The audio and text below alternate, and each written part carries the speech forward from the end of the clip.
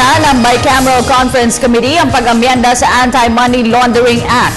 Layo nitong palakasin ang nasabing batas at maiwasang ma-blacklist ang Pilipinas sa Financial Action Task Force. May karagdagan detalye si Aya Macalma. Aya?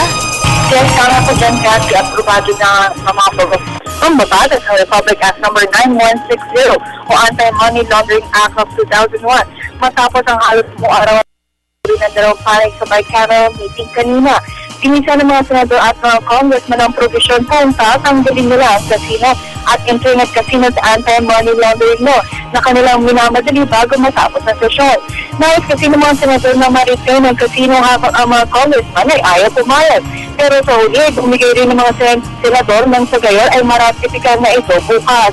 Sa provision kasi ng mga congressman, hindi nila isinama ang casino dahil ayon kay Congressman Sergio Alcazar, malaki ang pakinga ang mga casino sa ating ekonomiya kaya hindi nagpatinag ang mga congressman kanina.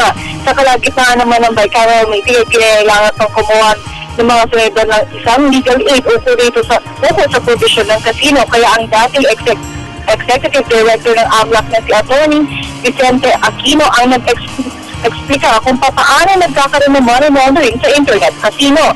Maliban dyan, ito sa kanilang kinisay ang provision ukol sa halaga sa pagbili ng real estate. Nagkakahalaga ng 25 million pesos pero kalauna ito ay tinanggal at ipinaubaya na ang responsibilidad sa Land Registration Authority.